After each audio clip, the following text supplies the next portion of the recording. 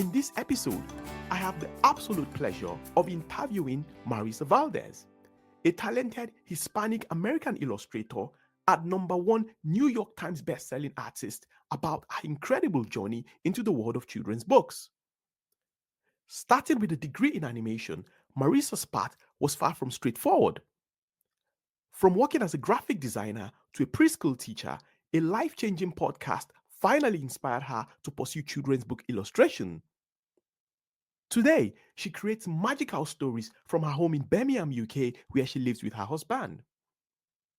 During our conversation, Marissa shares her insights on the differences between American and UK illustration styles, how her Hispanic heritage influences her vibrant character-filled artwork, the business side of her arts, including her teaching courses and art licensing, practical tips for aspiring illustrators, sneak peeks into her current and upcoming projects. If you are an artist, writer, or just love children's literature, you won't want to miss her inspiring story. Kicking us off now. Yes, good to have you, Marissa. I should say again, but it doesn't matter. It's a good thing that we're getting to finally do this. So, yeah, tell us about Marissa. What's your background? Yeah, how would you describe yourself? Yeah, thanks. Well, thanks for having me on, Bio. And I'll come on as many times as you need me to come on. So I'm happy to be here. But yes, I am a children's book author and illustrator. I've been working in the children's book industry for about 4 years now, and I'm loving it. I have 7 books out in the big wide world, and I have one more that I wrote and illustrated coming out in April of 2025. So I'm very excited about that. Nice.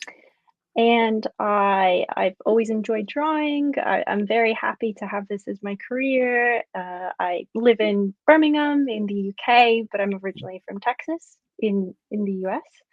And I have two on my bio. It says I have 2 fat cats that I Mm, enjoy walking with my husband, and that's very true. We walk them in our garden every day. So yeah, mm. that's me in a nutshell. Okay, you didn't mention your love for norms because I know you have a huge thing for norms. So do you want to talk about that briefly?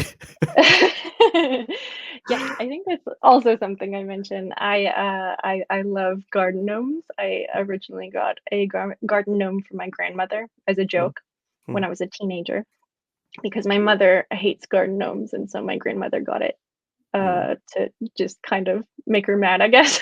And it did. She was like, "Oh, so gross." And so now I collect them, and my mom buys me garden gnomes as well. But I think I have around 17. When I was in the US, I had mhm, more, but I had like a 3-foot gnome that I couldn't bring with me. I couldn't justify bringing it with me to the mhm, UK, but I'm growing my collection again. So mm. thank you for asking about the garden gnomes. Okay, okay, Yeah. interesting. So, yeah, good to hear. So, Marissa, in terms of children's books, how did you get started? Tell us about your journey into children's books. Yes, yeah, I won't go too long on this. I'll start.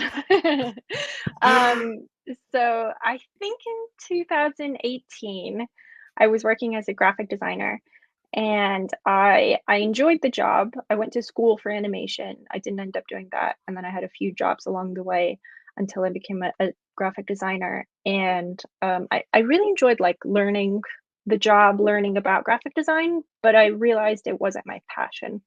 Mm, So around that time, I started looking into, other professions, and I found this podcast, which podcasts are great. I found mhm, this podcast called 3 Point Perspective, and it was hosted by 3 children's book illustrators, and they were kind of talking about the children's book industry as a whole. And I just became completely fascinated, and I thought, I think I called up my then boyfriend, now husband, and I said, "This is what I want to do." mm, And he was like, "What? Where's this coming from?"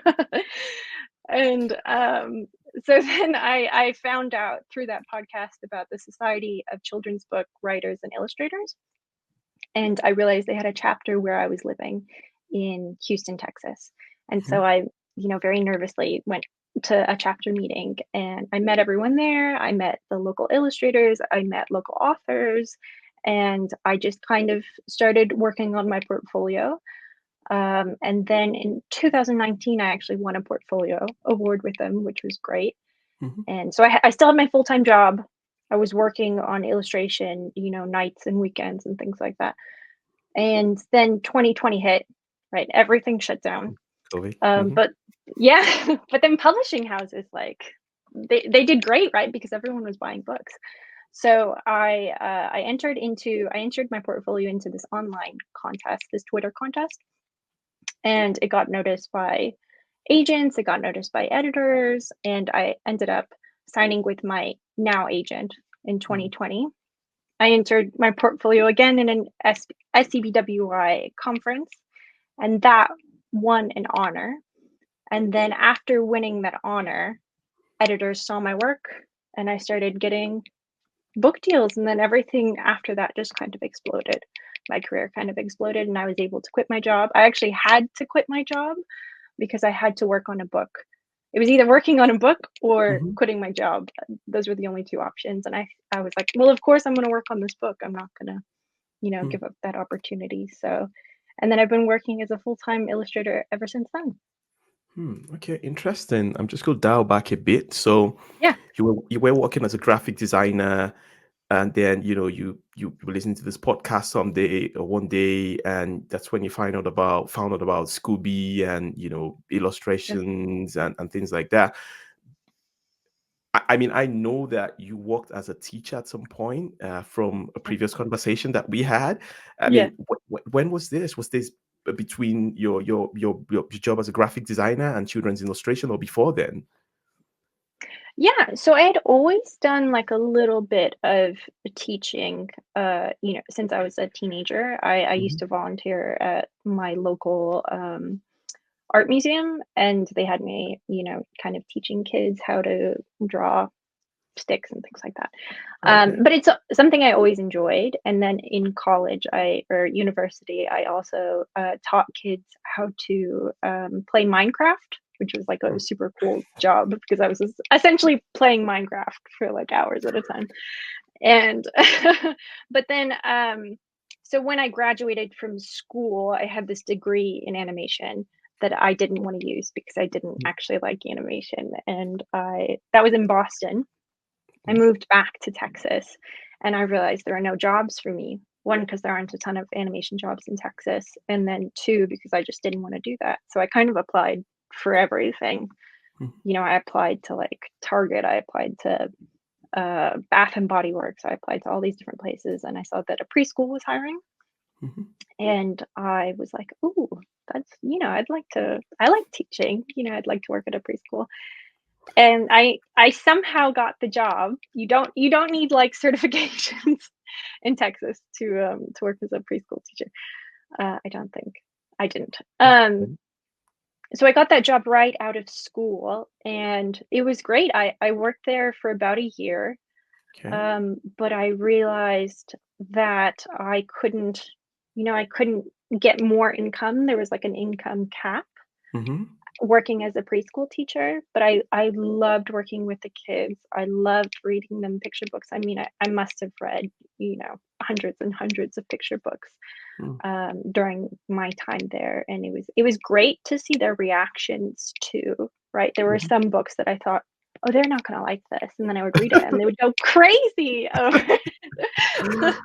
I was like, oh my gosh, this is magic. What has this book done? And then some books that, I thought they would really like, and that they just didn't like at all. So, and then it was also interesting to see, how excited they would get about books, like how into the books Mhm. they would be, and then how they would talk about the books outside of those reading sessions. They would be talking to each other like, "Do you remember when the bear did that at, Okay. lunchtime?" And it was like, "Oh, you Interesting. know, Hmm. these have an impact on the children." So Mhm. that was exciting to see. Hmm. Nice. So coming from America, Marisa, and now living in the UK, Birmingham, you mentioned, how does a creative, who's recently moved to the UK or any other country for that matter, go about navigating the industry as a professional? Yeah. So how have you done it, Marisa? How have you gone about that process? Yeah, I would say that it's actually a surprisingly easy process if, Okay. So I had a lot of clients, like publishing houses that I was working for in the US. So when I moved Mhm, to the UK, I just kept those publishing houses as clients. I kept my US agent. And I think mhm, this industry is really nice to work in, no matter where you work, because it mhm, really is a worldwide thing and everything that you do is online as well. So I wasn't meeting with publishers in America. I wasn't having sit down meetings. I wasn't having sit down meetings with my agent. It was all online. And then COVID helped with that as well, right? So I was able to just kind of pop over here, keep all my clients, mhm. and just continue my career. The only thing that made it complicated was taxes. Mm. you know, figuring all Okay. that. I still haven't figured out taxes. Um, but I haven't actually worked with any UK publishers. I've Uh, spoken with UK publishers, but we haven't had those relationships set yet. But it's mm, something I would like to do at some point. I think it would be really fun. But it's also a totally different market, which is mm, really interesting too, because you have these books that are about different things and that are in different styles. I think a UK illustration style is very different to a US illustration style, and they can overlap, but they don't always necessarily overlap. And I feel like I actually don't have a UK illustration style yet. mm. Okay. Yeah. Interesting. So, in terms of these conversations with publishers, I mean, where does your agent come in? I mean, I'm assuming your agent is based in the US, right? Yeah. Okay. So, how do these conversations that you've been having with the UK well, you've had a few with UK publishers you mentioned, right? Yes, I'll say with those UK publishers, they've been like casual conversations, Okay. when I've met publishers at conferences and things like that. Although Okay. I have gotten inquiries to work on UK books through my agent. So Mm-hmm. um I can get inquiries from publishers all over the world, right? Like it doesn't really matter where I am, it doesn't really matter where they are. Mm-hmm. If they like my work, I can get a publisher from Spain contacting me. So even when I was in the US, I was getting UK publishers contacting my agent and saying, Uh, can Marissa work on this book? So, okay. Yeah. So I'm going to go back yeah. to something that you mentioned because I think Sure. it'd be good to know. You talked about there being a difference between UK illustration and US illustrations. I don't quite understand that. In terms of style, I mean, I can't tell the difference. For example, I mean, the only difference, as far as I can tell, would be so. Say, for example, if you're drawing characters from different backgrounds, so if you were drawing, say, a Mm, Japanese character, well, obviously I mhm. can, I should be able to tell the difference. But from an illustration point of view, what would the difference be? Yeah, I think American illustrations, book illustrations, children's book illustrations Mhm, are more cartoony. They can be more cartoony.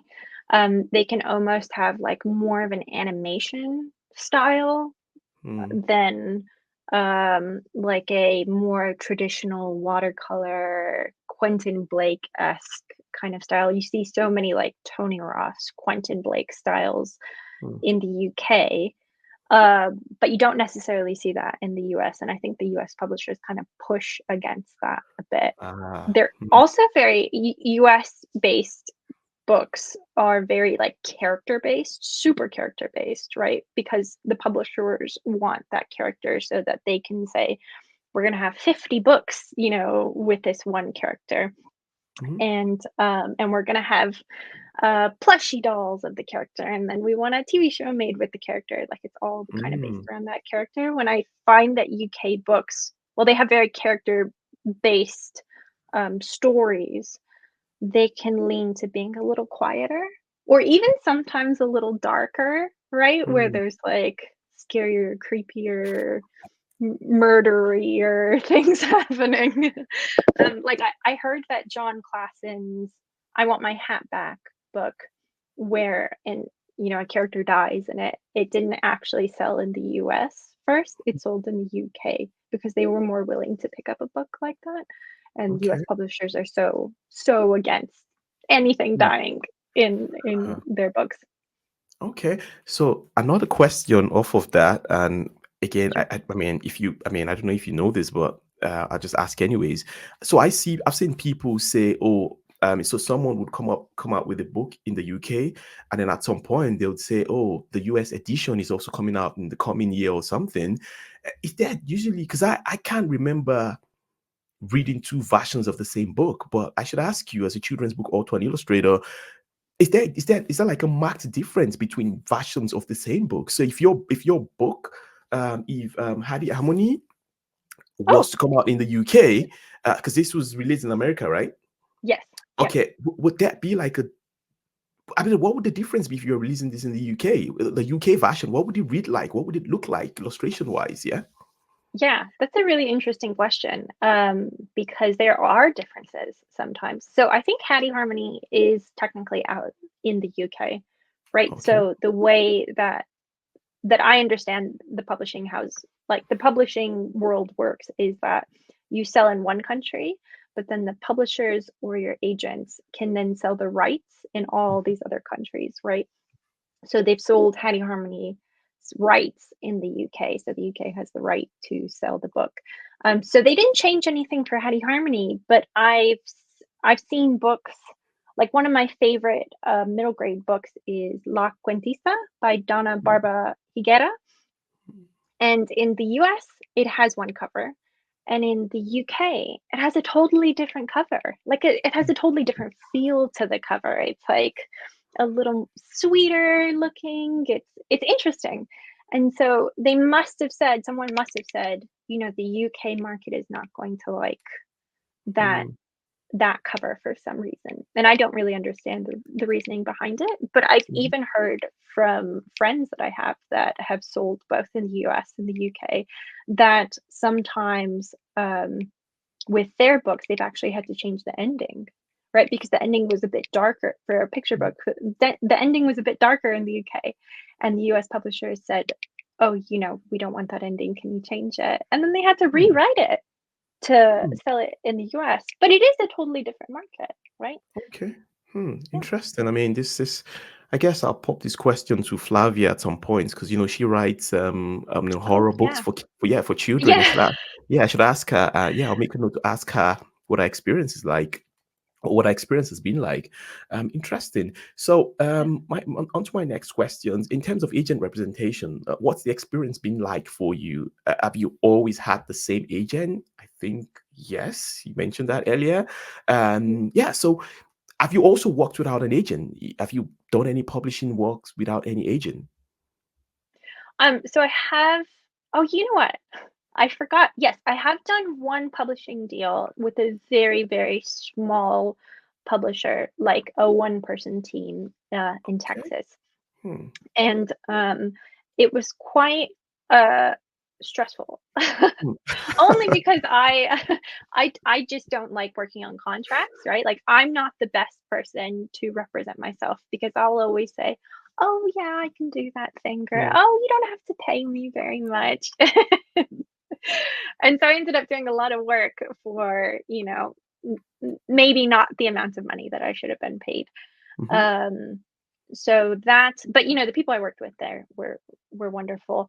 Um, I think my experience with getting an agent is slightly abnormal because, like I mentioned earlier, I entered this contest and I got interest from agents, and I ended up getting I was very lucky to get a lot of interest from agents. So I kind of had my pick of who I wanted to go with, and I've heard Mm. that is definitely not the case. And, maybe a different place, different time that wouldn't have happened. But I felt very lucky to have gotten interest from my current agent, Kelly Sonic, Mm. Andrea Brown, and Andrea Brown is a great literary agency. I promise they're not paying me to say this, Mm. although she does get me work. So, but no, she's So, been like truly tremendous to work with, and I couldn't imagine working with anyone else. And I've heard that's not always the case. I've heard that sometimes people just don't click. So I'm just you know, I feel mm, very lucky to have clicked so well with Kelly, and also she's really understood my work. So I write and illustrate my own books, and when I send her work, the plots and the themes might be kind of weird Hmm. or strange, but she's okay with that. She understands like what the full picture is going to be, what the bigger picture is going to be, and how to sell that book in the end. So I really appreciate that from her. Okay, cool. So this question is based on a conversation that I had with someone at the last Kubi conference, and Oh, I okay. asked, yeah, and I asked Dakbo the same thing, and I will ask you, and this is to do with meeting your collaborators, so the authors in this case. So in this case, it will be Elizabeth Olsen and Robbie Annette, and then Yeah. yes, Mina Harris. Did you ever meet with any of them in person? No, I've never Mm, met any author that I've worked with in person, and I've heard that's the norm. You don't normally meet the authors. If you're the illustrator, mhm, you don't normally meet the authors. And yeah. when I speak to the publishing houses, I'm not speaking to the authors at all. I'm speaking through an editor or through an art director. I've never spoken to Mina. I Mm, have spoken to Elizabeth Olsen and Robbie Arnett when we were doing a like a webinar or mhm. like a read aloud together online. And Okay. they said that they were surprised that they weren't allowed to talk to me and that, I was like behind bars. Mm. Wow. um, so I don't know when, that process started. But that's how it's always been for me. I do talk to my other book, the Esme series. The Mhm. author Lourdes Hire, she and I talk on Instagram. I don't know if we're supposed to, but we do talk. She's very nice. Mm. Interesting. So So what's yeah. what? Oh yeah. Sorry. Go ahead. Oh Oh, no, no, no.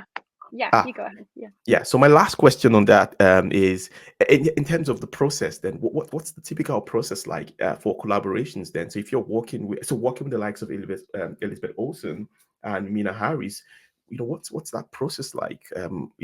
How and where does it start? How long does it take? If you have questions, because I mean, I don't know, you might have questions about how to represent Yeah. certain things. How do you go about that?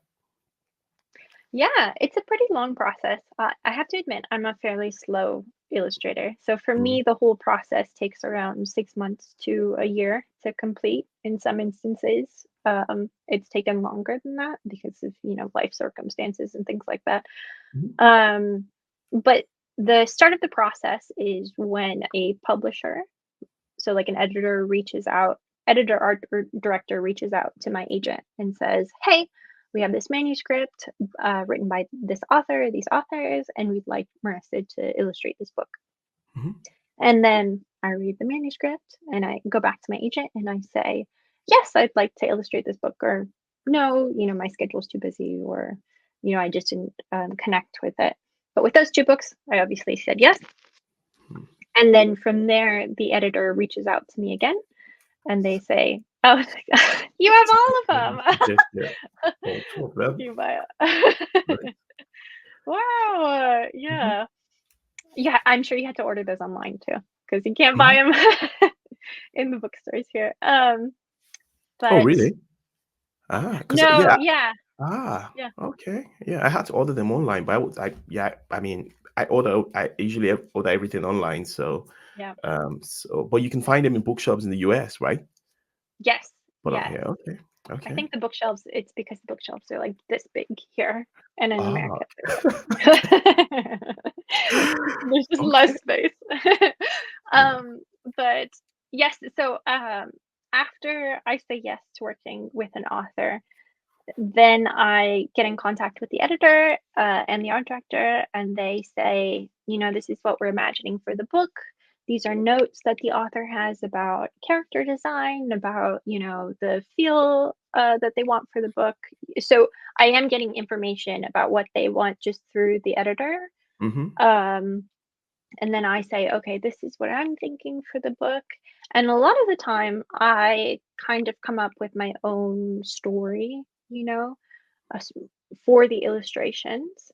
So mhm. I don't illustrate exactly what they've written. So like for Happy Ah, Harmony, I made the decision to draw the characters as animals. And I actually made that decision because like the names that they were using in the book I felt were very animal-esque, right? Like the elementary school is called Wildwood Mm, Elementary, and I was like, they they must want these characters drawn as, animals if they have all these little hands. And then I sent those character designs in, and they were like, "Oh," the editor said, "Oh, I don't I don't think they want animal characters. Can you draw mm, human characters?" And I was like, "Oh, okay." So, then they sent the author the animal characters and the human characters, and the authors were like, "We love the animals."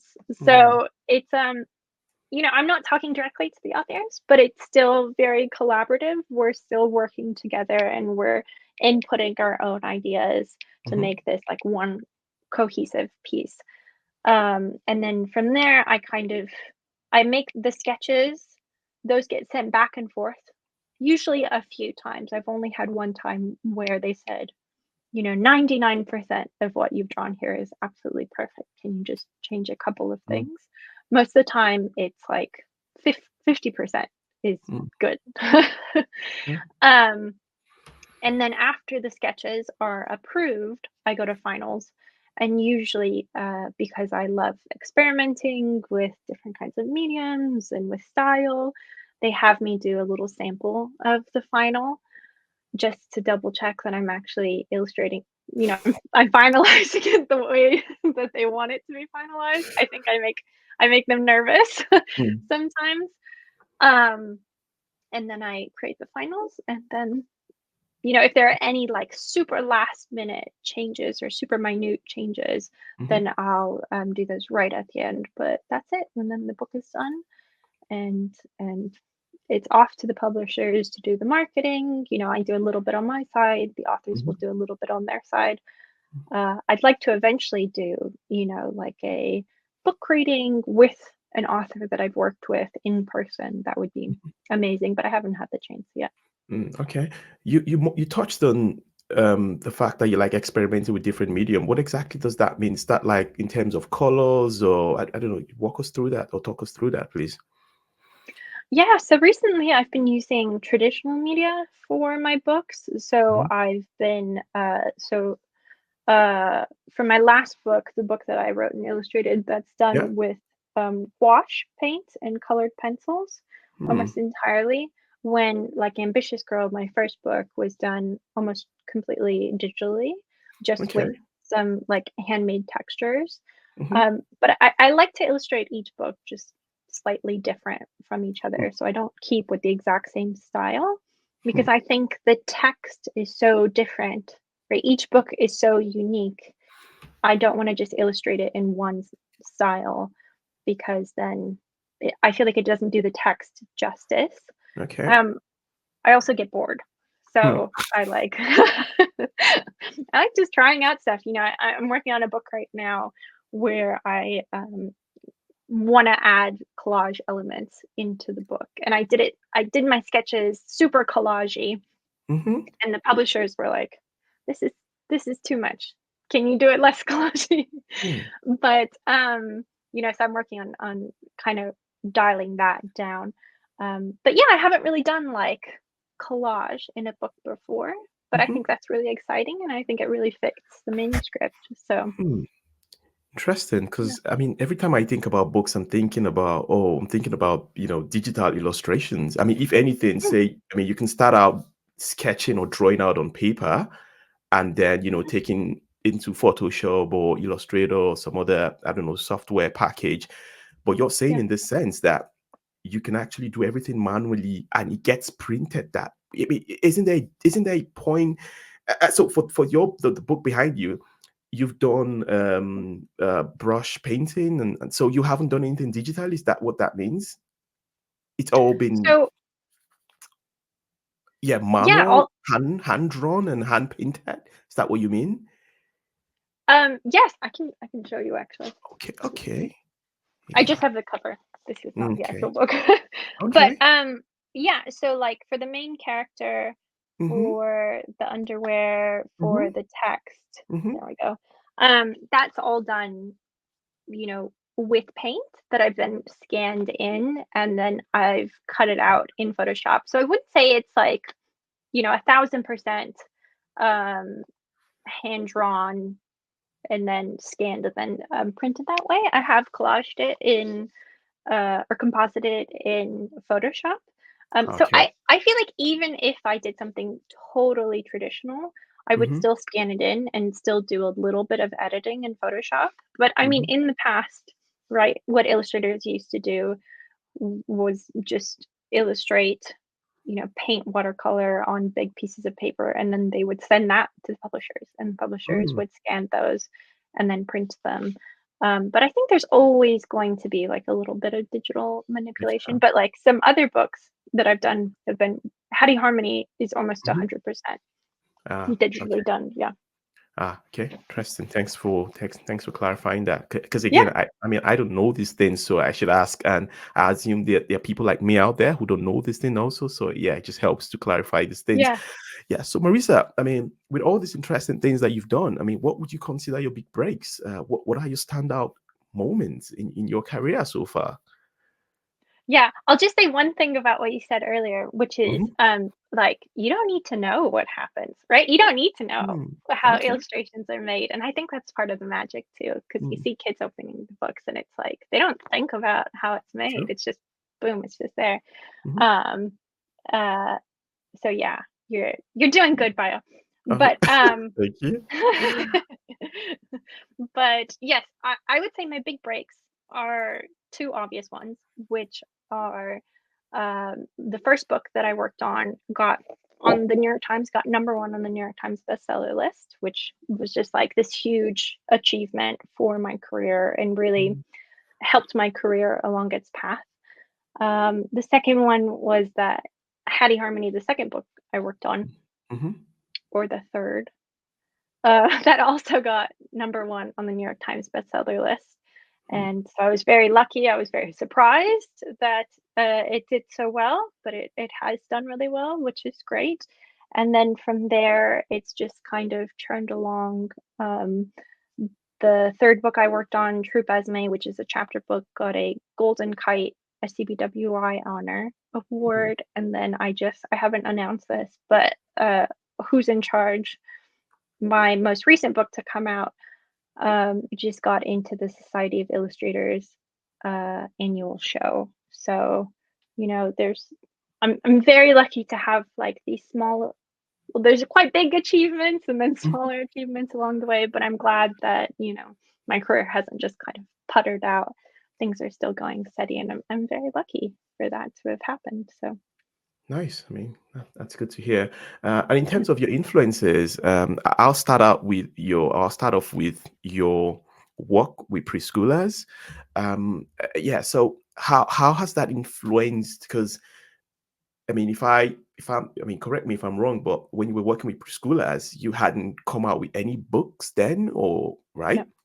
Yeah. So I mean, what's been the influence of that experience working with preschoolers and your career? What's that influence been like?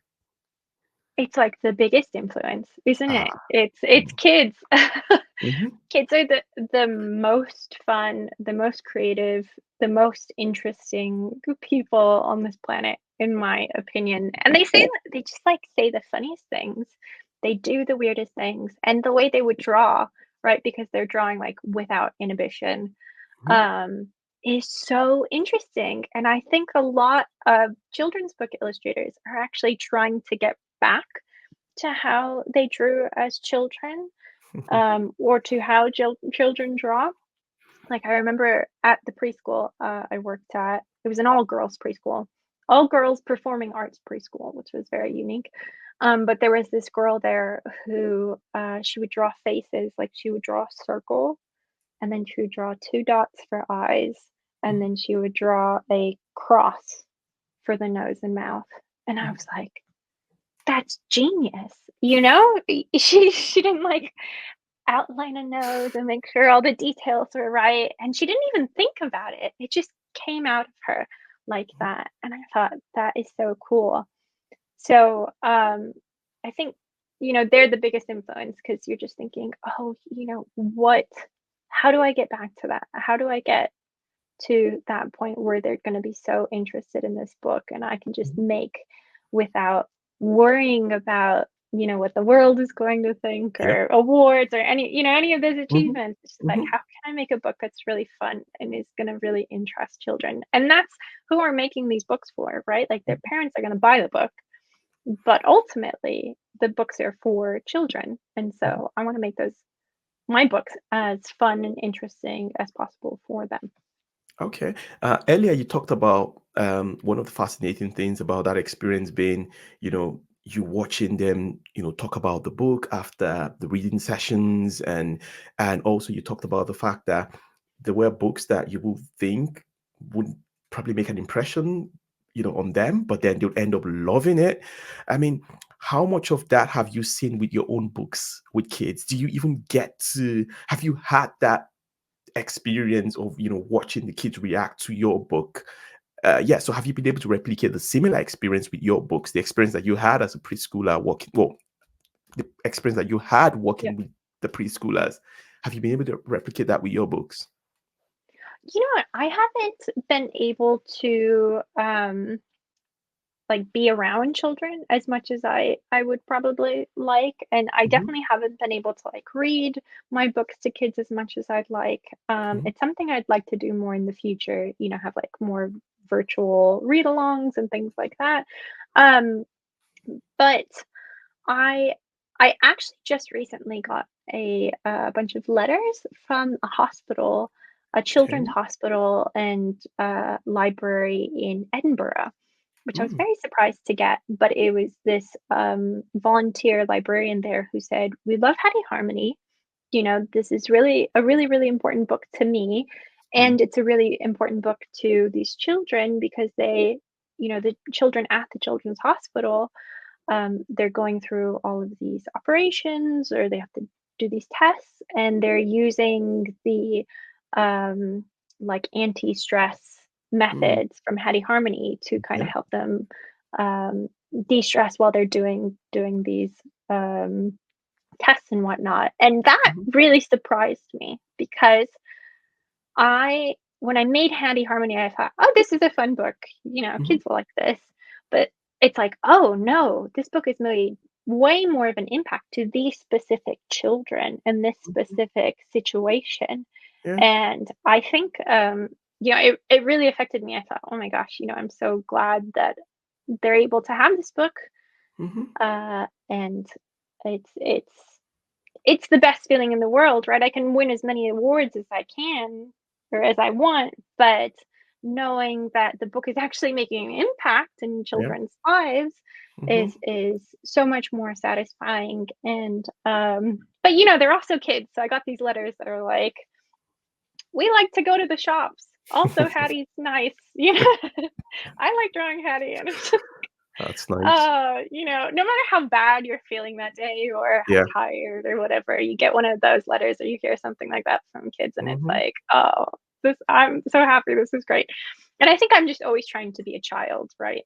Like, I Mm. always just want to go back to that where it's like, I like going to the shops too. Oh, interesting. I mean, Uh, that's a good one. yeah. In terms of your Latina heritage influences, I mean, has that shaped your craft in any way? If yes, how? Yes. Yeah, that's you have a lot of super interesting questions there. Thank you. I Um, tried. yeah, so I come from a part of the US which is right on the Mexican American border. But I do come from a mixed household. So my father's from Mexico and my mother is like white American. So I grew up in this mixed household, and I guess I kind of grew up feeling like, well, I don't know if I'm really Hispanic, Mexican, or if I'm like this white American. It never felt like I was one or the other, like I was somewhere in between. And Mhm. so going into publishing, I uh, I thought, I can't really I can't really write, and I can't really illustrate a Latina or Hispanic books because I don't feel like I'm 100% Latina, Hispanic myself. But then I had a lot of people saying, this is your experience. Uh, this is what you grew up with. This is your background. You have the right to do this. Mm. And so I feel like slowly I've been accepting the fact that yes, I can make these books and that I want to make these books because these are the books that I wanted to have when I was a child. So I worked on the Esme books, which I think I have right Okay. there. Ah, nice. Um, yes, Yeah.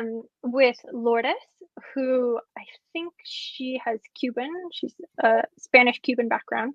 Mhm. And so it was really interesting working on her manuscript, right? Because I was illustrating these Latin themes and I was kind of putting myself into them, but I was also pulling from her Mm. heritage as well. And there were even some points, like talk about collaboration, there were even some points where I was illustrating things and she said, can you incorporate Cuban colors into the color palette? And can you incorporate, these patterns and things like that? And I was like, of course I can do that. That's so cool.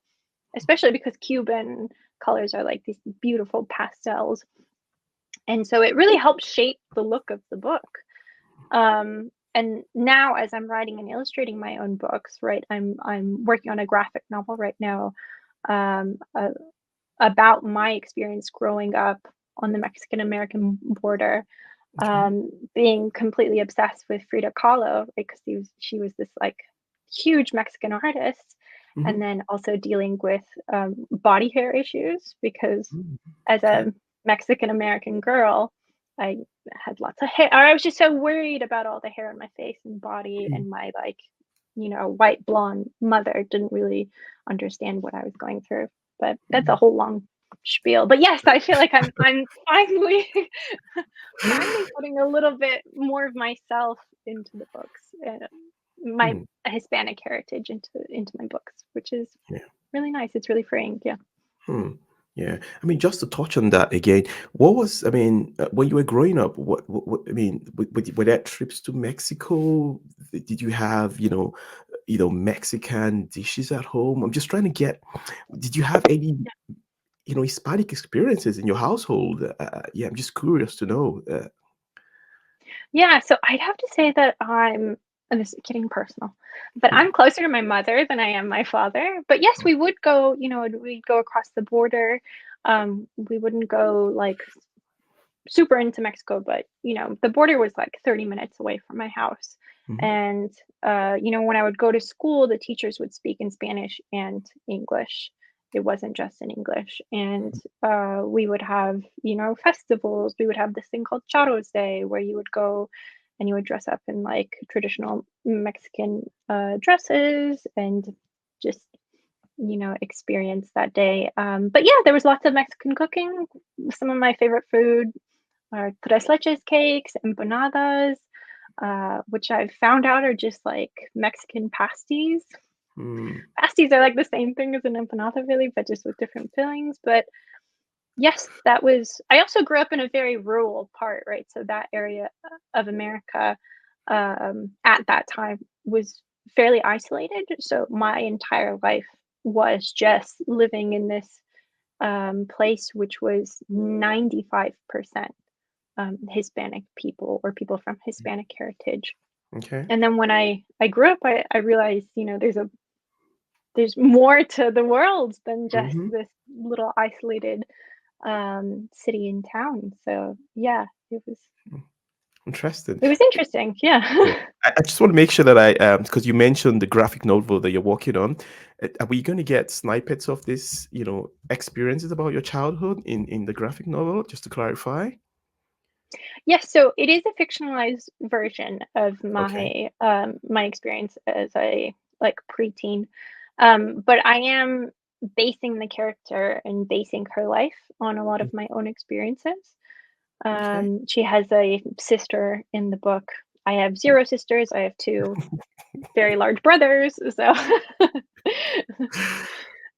didn't want to write about them. It's like, oh, I don't want Mhm. them to get Mm. angry at me or anything. Oh, interesting. But When is that coming out? Do you have any release date yet? Or I have absolutely no release date. I Mm. haven't sold it yet. I Oh, need okay. to yeah, I need to keep on working on it. It's a lot of work to work on a graphic novel, but it's been a Mm. really, really nice experience because there's a lot more writing involved. Mhm. compared to a picture book, of course. And so I get to work on like story structure, and I found that I really enjoy writing, m- Okay. Hmm.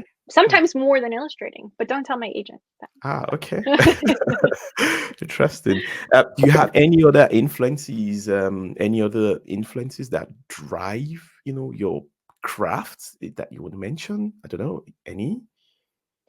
I have like 1,000 Oh, influences. wow. I'm actually, as I'm sure, most people do, right? It's like you just pull from everywhere. Mm, I'm actually working on a class right now about style and style influences, and how I call myself an indecisive illustrator, because I mm, just feel like I'm constantly like soaking up influences from everything around me, and then it influences my style. That's why my style is constantly changing. mm. And I've come to accept that that's okay too. That's good. Right now, one of my biggest influences actually is the sewing world and the quilting world. So I've gotten Mm, really into, in the past few years, I've gotten really into sewing and quilting. And there are these like amazing historical quilts from the US and also from the UK, right? And they have these like beautiful fabrics in them, beautiful patterns, and they tell stories. So you can get quilts that tell stories about, like the certain battle in the mhm, Revolutionary American War, or just what life was like, in the South at a certain time in the US. And but then you get beautiful quilts now, like contemporary quilts now, where they do like super fine stitch work, and it's amazing. mm. And I just want to be a quilt maker now. I just want to do that 100% of the time. Wow. But yes, Mm, I think you can see, I think that's like the book I'm working on now that has collage elements to it. I think that's mhm. very much pulling from Yeah. my quilting, the quilting reading I'm doing at the moment. Hmm. Yeah. Interesting, and I think that feeds right into my next question, which is around affiliations and workshops and self development. I mean, how do you improve upon your craft? How do you do it? What's your process? Not what's your process at the moment? How do you improve upon your craft? Do you have any workshops or affiliations with any organizations? Well, obviously, Scooby is one of them, but I just let you talk through how you improve your craft. Yeah, I would say constantly reading books, right? I feel like recently I haven't read enough books, and I haven't looked at enough picture books. I need to go to the bookstore and to the library. Hmm. Um, and pick up some more, because when I find that I'm constantly reading, that's where I get a lot of my influences. But also, I just learn things about how the illustrations were made, or right in picture books at the in the copyright page, they say how illustrations are made, and sometimes it's surprising because you think, Okay. oh, they used, that was 100% digital. I wasn't expecting that, or they used oil paint for that book, and it's like, oh, okay, well, how did they make that? Um, so I would definitely recommend just picking up as many books as humanly possible. But then yes, SCBWI, I I should get paid by SCBWI the amount, or Scooby, the amount I talk about them, but they genuinely, in my opinion, are the best organization to take uh, lots of different courses from like really amazing writers and illustrators for a really good price. Like Mm, I think they have a price limit or a price cap on their courses and their webinars. So it's just very affordable. So if you're trying to get into the industry, and right, maybe you don't have a ton of money like I did when I was getting into the industry. I wasn't super rich. I'm not rich now, but it's just a great organization, and they have a lot of really really amazing resources. I'll say a couple more which I've gotten into recently, which is the Authors Guild. Is a mm, great place to learn about like author and illustrator rights, especially with everything going on with AI, and if you want to learn more about your copyrights. And yeah, and they have lots of talks about that, but then they also have talks about marketing. They have mm, talks about getting an agent. They're a great resource. Um, And then I've also taken a couple classes with Gotham. Oh, I forget what they're called, like Gotham Writing. Okay. It's this school in New York, but they have a lot of online classes for writing. So if Mhm. you're an illustrator who wants to learn more about writing, or just practice, but like in a more, um, constructive kind of way rather than just writing on your own, Mhm. you can take one of those courses, and I've really enjoyed them. Hmm. Do you have any Yeah. mentors, Marissa? Mentors. I also have, I feel like 1,000 mentors. Mm. I don't know. There's so many people in my life that have helped me Okay. in so many different ways, right? I've had a lot of friends say, you should look into this course, or you should apply for this contest, or you should Mhm. write a book this way. So, yeah, I would say a lot of my friends, a lot of people from writing critique groups, illustration critique groups, have Mhm. been such huge help. So, if you're someone who's trying to get into the industry as well, Mhm. then I would definitely recommend getting a writing critique group and Okay. a couple illustration critique groups. Because when Mm. you create in a bubble, that's when you start doubting yourself, or you start making things that just aren't very good. Hmm. Interesting. So there's not this one person that you check in with maybe regularly. That's like your accountability partner. That I don't know. Do you have anyone like that? Oh, I would say my illustration critique group, okay. we check in, yeah, every 2 weeks. Mhm. We have a Discord group where we send each other Mm. work and we say, what do you think about this? What do you think about that? Um, One of the first people to ever help me was someone named Jorge Lacera, and him and his wife, they created the book Zombies Don't Eat Veggies. And he was just the first illustrator I met in Texas, and he was so nice to me. And I thought, and it's so helpful. I thought, you know, what is happening? Like, why is he so nice? And then I found out 95% of the people in this industry are really nice, and they really want to help you if you just ask. So, Mm. they are very special. They're wonderful people. If you can grab a copy of their book, it's a hilarious book. So Mm. I would really Interesting. appreciate that. Yeah. Yeah. Last question on that is how did you come across your illustration critic group? And because Yeah. I guess the spin-off from that is how does one go about finding this sort of group? Is it yeah.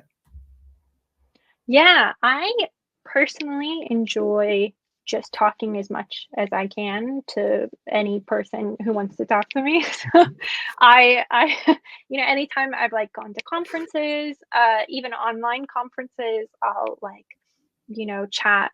I think in like 2020, people were doing like Twitter chats on Mhm. conferences, and so I was like trying to chat up as many people as possible.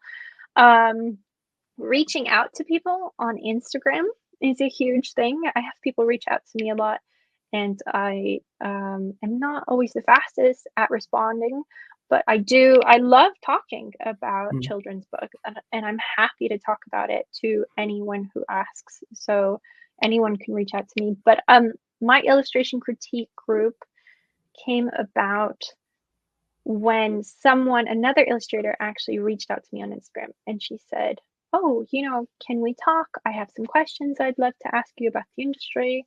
Mm. And we met, and I was like, "You're a really cool person. Would you like to keep on meeting?" And she was like, "Yeah." And then we got another member because I won a portfolio honor, and they interviewed me, and I said, "You're a really cool person. Would you like to start a critique group?" And then I had another person reach out to me, and they said, "Do you know of any critique groups?" And I said, "Yeah, mine. Come join Mhm. this critique group." And we have 4 members right now, and that's probably the limit. I probably shouldn't ask anyone else to join. But it's been great.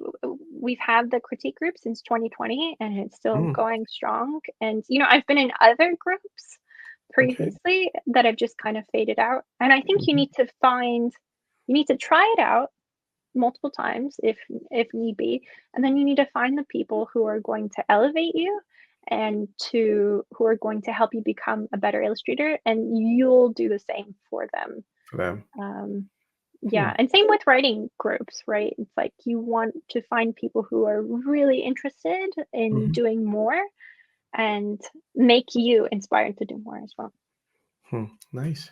Good to hear. Yeah. So the business side of things, yeah, I mean, again, I mean, I love your website. I spent quite a good amount of time just reading through your blogs and your offerings and things. And I came across this art licensing uh bit. And I just wanted to ask, have you done any art licensing? How does that work? And if you haven't done any, how would that work as a business for you or for others, perhaps? Yeah. Um, so art licensing is something that I wanted to do for a really long time, and I've actually Mhm, just started getting into the business, into the mhm, industry. I even when I signed down with my agent in 2020, I asked her, will you do art licensing, or are you okay with me getting a separate art licensing agent? mhm, And art licensing means you create a piece of artwork and then you sell the rights to that artwork to lots of different companies, right? So, like Target will buy the rights to that artwork to put on water bottles, or John Lewis will buy the rights to your artwork to put on a pillow. So, it's a lot of products, it's mhm, clothing, and I'm trying to get specifically into children's products mhm, and into like children's fabric and children's quilting fabric. Like mhm. I mentioned earlier, I've been really into quilting, so it's like, oh, I'd like to Mhm, make patterns for fabric. So um, I just recently had the time to be able to work on patterns. mhm. Uh, and I've really been enjoying it. It's been great. I just entered into an art licensing conference, Oh, and nice. so I'm hoping to get, yeah, some interest there, but it's different from books, but it's not too different. I'm making these cute characters in these patterns, Mhm, but then I have to think about, okay, they can't be super complicated. If it goes on a pillow, I don't want the pillow to like look too busy, and I want mm, people to buy these things. mm, What do my customers want? It's also something I've wanted to do because I don't know if you've ever heard this, but I think I heard this from the illustrator Jake Parker, where he was talking about art businesses, thinking of yourself as an art business, but you want four legs to your art business table, mm. right? So that if one of the legs pops out, the table is still able to stand. And so my legs to that business are books, teaching, and then I don't actually have another leg there, right? It's like Mm, I only have two legs to my table. So I'd like art licensing to be that third leg to kind of hold up okay. the business. Mm. Yeah. Okay. So yeah, so just crafting different options. And it reminds me of my interview with Dakbo where he talked about, seeing himself as a storyteller as opposed to just, Mm. an author and illustrator, because then that gives him, Mhm. like it just gives him, I don't know, gives him more options, I should say. Yeah. Yeah. So yeah, okay, okay. Yeah, that's interesting to hear. Yeah, because he does television, right? So Mm, that's another industry to go into. Yeah. yeah, but I mean, from my understanding, though, I think it's more a case of, I mean, if you have the IP, so for example, your Oh yeah. illustrations, then Mhm. I mean, I've heard about this thing called optioning from interviewing people. I've heard about optioning. So, I mean, nothing stops you from going into TV. Then I guess one of your stories could be optioned for a TV series. Then, right? So, Yeah, I mean that's part of the goal too, right? It's to mhm, have like I was mentioning earlier, to have a character mhm, that uh you have in a book, but then you make merchandise of that character, and then mhm, you can also sell that merchandise after a TV show gets optioned with that character as the main character. yeah, Like Peppa Pig, right? Peppa Pig's mhm, huge, and mhm, I think sometimes people don't want to talk about like the money side of things or the business side, but when you are a freelance illustrator, you are a business, and I Yeah. like to think of myself as that. And you have to put food on the table. Yes, we're creating products for children, Hmm. and we should keep children in mind when doing all of this. Hmm. But yeah, I want to have a takeaway, every 2 weeks. That would be Hmm. great, and I need money to be able to do that. Yeah. And also it gives you more options, Hmm. right? When you have things like royalties or Yeah. art licensing royalties, Hmm. then it gives you more space to work on your own projects, to write and illustrate your own books, and Hmm. to give the projects enough space to breathe. Sometimes you have to make things so quickly, it feels like you're not making the best, at least in my experience, you're not making the best thing. So if you have more time, then you can really think about, exactly how you want to execute a project. Okay. So speaking of one other option, well, you mentioned it earlier about it being one of the table stands, that's teaching. Your Yeah. domestica course is I mean, that would fit into that mold, right? Yeah, okay. Yeah. Hmm. Yeah, definitely. So are you going to be doing more of that, or doing more of those at some point, or are you currently, do you teach classes besides, domestica course that you have out there? Yeah, Ah. so I'd like it to be a bigger part of my business. And Mhm. right now, I don't have any plans to teach another course with Domestica. It was a Mhm. great experience. Um, but I just don't know if I'll do it again. Mhm. I am working on a class with SCBWI. Nice. Think I might have said that earlier about Mhm. um, like defining your style and coming to terms with the fact that you might be an illustrator who likes illustrating in lots of different styles.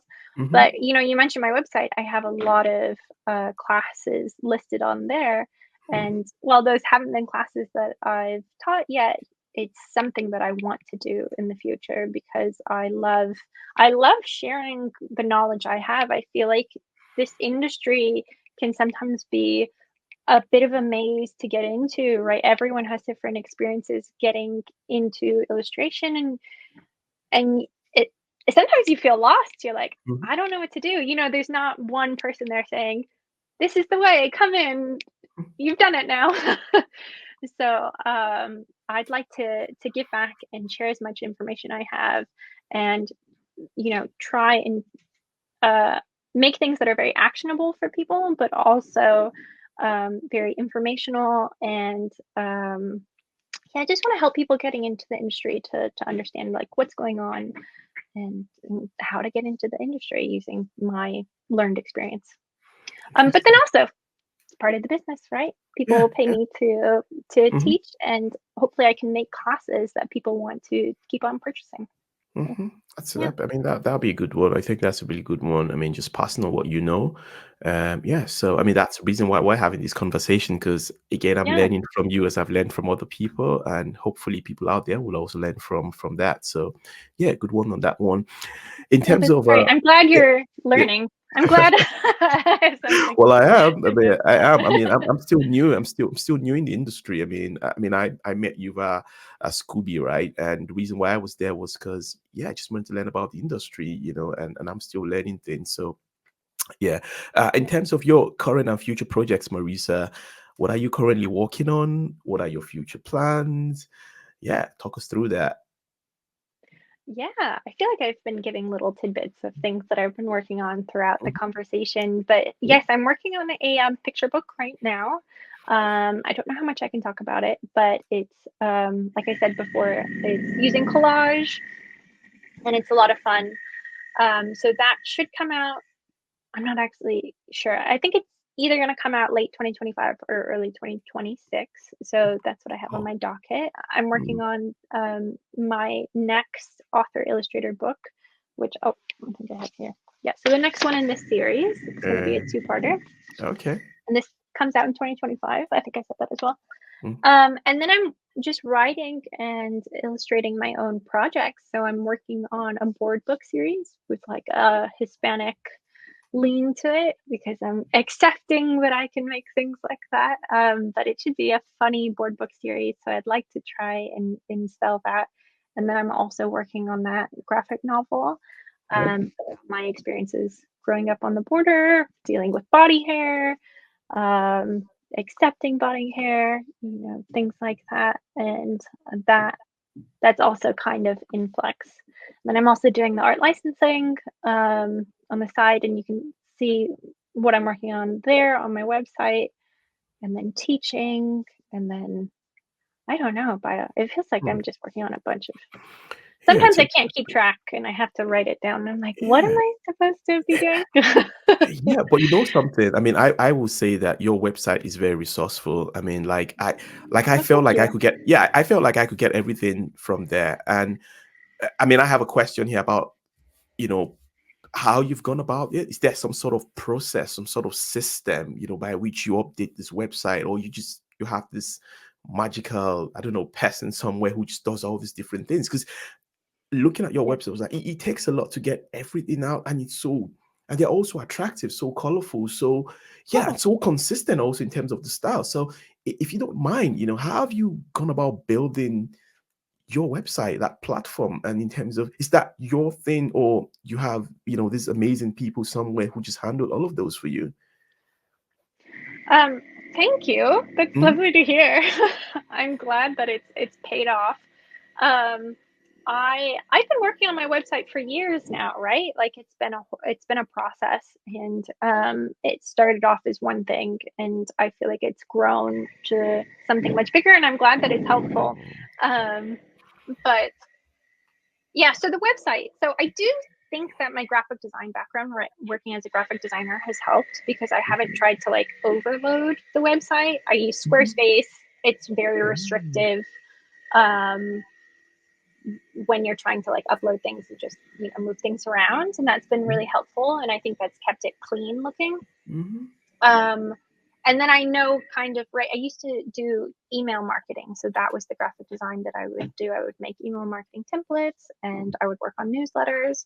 So that experience also helped me figure out how to Mm. format different sections in my website and start my blog. Mm. The blog has been on hiatus, well, hiatus for, I don't know, like the past couple of months, because I have all these ideas of things I want to do, like a Mhm. million ideas, and then Mhm. when I try and do all of them, something ends up kind of falling off the edge. So I'd Yeah. like to start the blog back up, but yes, I haven't worked on it in a little while. But then I'll also say people have definitely helped me with my website. So I used to have an assistant who was wonderful and has gone off to do better things. Um, and a lot of what she did for me was update my website. She helped me figure out like new ways to promote my books on my website. There's like a little toolbar at the top of my website, which Mhm. she found. And I was like, oh, I never would have thought of that. So she really helped like the whole organization. And yeah, she was wonderful. So you used to talk about this magical person. Her name was Lisa, or is Lisa. She was that magical person for me. She was Mm. amazing. Um, and then I take inspiration from other people, other people whose websites I really like. I look at what they're doing, and Mhm. I try and emulate it on my own website. I don't think there's anything wrong with that. I think if Mhm. someone's doing something really well, don't try and make Reinvent the something from wheel. Yeah. scratch when they've already Mhm. done it, right? Mhm. So I've done that a lot. Like I think my webinars and my school visits page is very similar to Grace Lynn.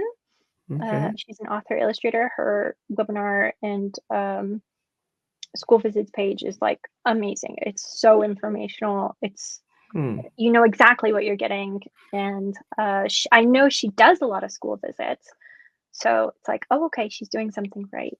Hmm. I'd like to also do that. Yeah, but there's also the technical bit, right? Because it's one thing to see something that you like, but then implementing it within the Mm. constraints that you have on the framework or platform that you're using. You mentioned Squarespace in this case. I mean, I'm sure there's certain Mhm. constraints that you still have to walk around. So, I mean, kudos to you. I mean, yeah, you're doing Yeah, you're doing thank good you. on that one. So, yeah, I mean, I It's just every a now lot and of then. Googling. Yeah, Ah, you just it's like, how do you do mm, that on yeah. Squarespace? You just YouTube it. Nice, nice. And Marissa, I mean, collaboration-wise, because you've done, interesting things with the likes of Mina Harris, Elizabeth Olsen. Do you have any wish list of collaborators, that you would like to work with, or wish list of collaborations? Do you have Mhm. any? Hmm. Mm, Uh, yeah, I'll say that I would really like to work with this author, Lourdes Hire. mhm, I keep on flashing my books so mhm. that people can see them. Yeah, flash But it. Marissa, can you flash that again and just keep it there, for there you go. Oh, there we go. nice, good, Yeah. perfect. Okay. Um, so Lourdes, as I don't have favorites when it comes to authors, Mhm. but she is such a good writer, and she just I love the stories that she writes. She's so funny, she's so amazing. We finished up the series together, and I just like to work with her way more. Like I know that there are collaborations like John Klassen and Mac Barnett, right? Like they're always working together. Lourdes is someone that I would love to work with on just a whole series of books. Um, but then there's lots of other people. There's lots of people that I'd love to like both write and illustrate books with. Mhm. Eliza Kinks is an author illustrator from Texas who's also just super funny, super amazing. I'd love to like co-create a book with her. I think Mhm. that would be really interesting. If you've seen her style, it's also like an explosion of crayons and color. Like she's figured out how to be a kid again when she makes illustrations, and it's just so cool to see how she works. So yeah, I'd love to work with her. Um, I'm not sure who else. If you're talking about like celebrities, to be honest, I like Mhm. thought of I haven't thought of Hmm. anyone. No, I'd love to write and illustrate more of my books. Your I don't know box, if okay. that's selfish. No, I mean it's fine. Yeah. Yeah, yeah. But and But speaking of, yeah. yeah. Sorry, go ahead. Are you done? Uh, spe- Oh, oh I was yeah. just gonna say I have like so many ideas. I just want to get them all out, and then Mm. I can go.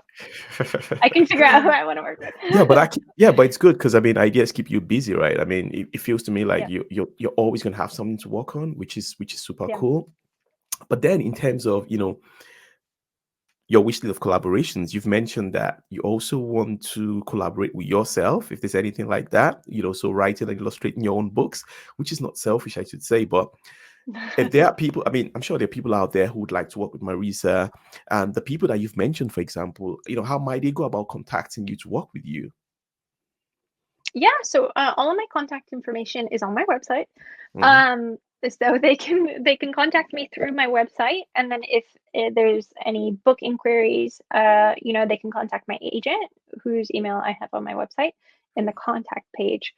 But if you'd like to just ask me questions about illustration or Mm, writing as an illustrator, or just anything in general, you can email me at artofmarissavaldez@gmail.com, or you can send me a DM on Instagram, and my Instagram handle is Marissa at Marissa Arts. okay. So, but feel free to reach out. I love responding to people. Like I said, I'm so not fast at it because I feel like I Mhm. have 1,000 things going on all the time. Yeah. But I will get back to you eventually. So Hmm. And in terms of licensing also, would that come directly, any inquiries? Should that be sent directly to you or your agent? that can be sent directly to me. This is how new art licensing is to me. Mhm. I haven't even figured that part out via Okay.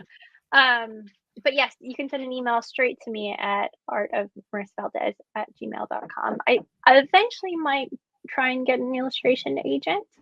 Mm, So we'll see how that goes. Or I might manhandle my current agent into doing art licensing mm, eventually. mm, I'd love her to agent me for everything. So, mm. but she has like 40 clients, so I don't know. She has a lot to do. Okay, and so with all the ideas that you have, Marissa, I mean, again, you have quite a lot to do for the next, I don't know, few decades, I should say.